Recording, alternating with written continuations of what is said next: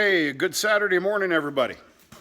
It's January 27th. January 27th. It's almost noon. It's about a good 11:30 a.m. We are just about to let the cows in, so thought I'd take a quick little update video here and show you a nice, fresh, clean barn after this morning's cleaning. And we're going to open up the door and let the cows in. So, this is what you got. Ran the barn cleaner this morning. We actually did chores very early this morning. Not very early, we just did everything at once. There was no in-between time between feeding and cleaning because there was some stuff going on today. We don't do it normally, sometimes. We actually call it a Sunday morning cleaning because that's always been practiced on Sundays. So, yeah, these are a couple of bulls. I think well, I guess you still call them bull calves, but they're bulls. That was this year's calves. These were born here out of our cows. They're being raised for somebody else come almost summertime.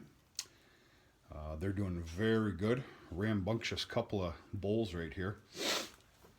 So, yeah, all the stalls get shoveled out of manure into the barn cleaner. The barn cleaner gets run into the manure spreader that gets spread. Obviously, there's some fresh straw here, and that's oat straw, that really stringy straw. I'll be honest with you, folks. I never dealt with oat straw before on this farm. We never did. It's always been barley. Well, I had an opportunity to pick up some oat straw off of a couple big fields from a different farmer. He didn't want it. He wanted it picked up.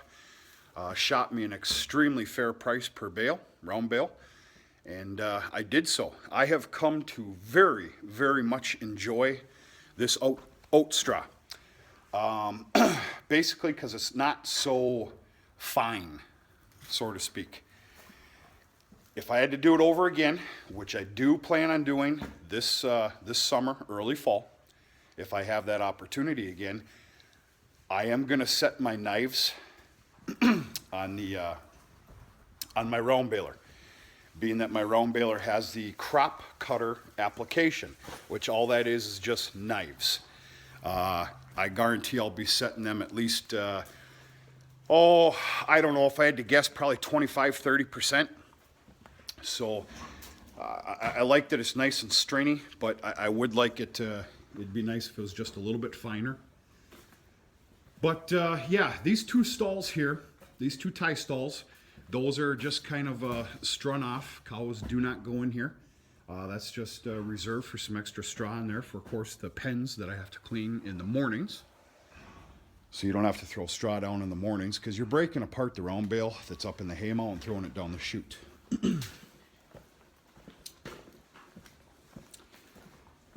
The other thing that's done, obviously, before the cows are put in, is corn silage. Corn silage is done on both ends.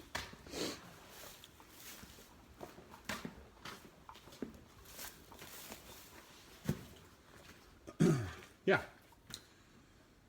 So it's a complete barn cleaning and feeding, and the cows are ready to be put in. Clean up after them, the alleyways, and that is it. I continue to be very happy with these 16 Holstein steers that are penned up inside the barn. They're doing really good. When we had that really cold weather and then turned warm, there was a major, pretty substantial coughing problem in here, which is going to be common. You experience a weather change like that, that's going to be very common. Inside or out, folks, it barely matters. I'm going to have to say it's probably worse when they're inside. But they're doing good. And like I said, these pens, they get cleaned every morning. These guys here are babied all year long.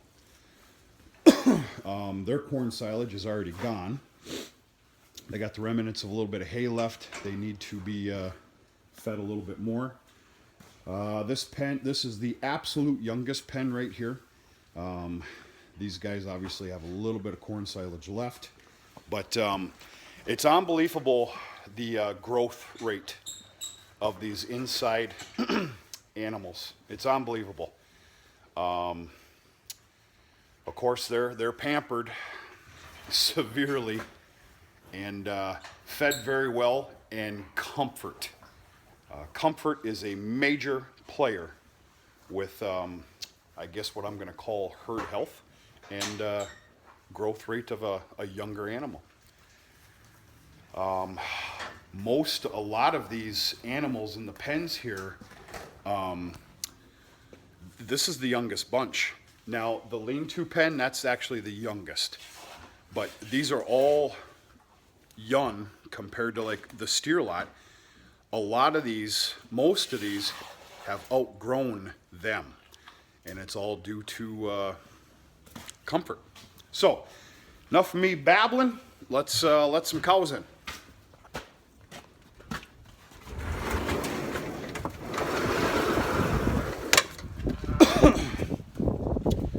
Put this electric fence up here just to tie in the whole fencing system while they're out. See if I can do this without getting a shock. Yep, I did. Yeah, I know. Hold on now, for God's sakes. Let's go.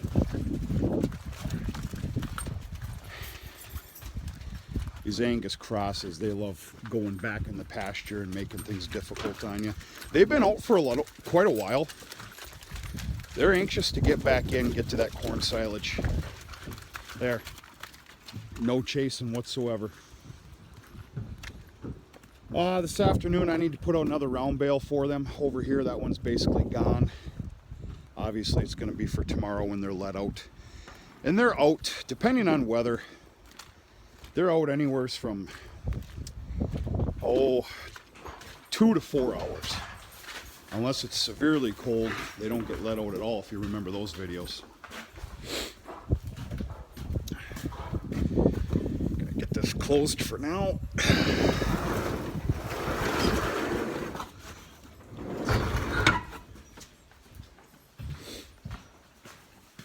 There.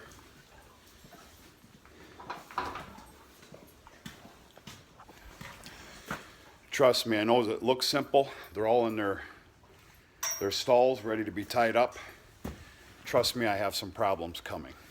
But anyway, I am not coordinated enough to video and tie these up all together. So, folks, just an update, check-in. I'm going to let you go.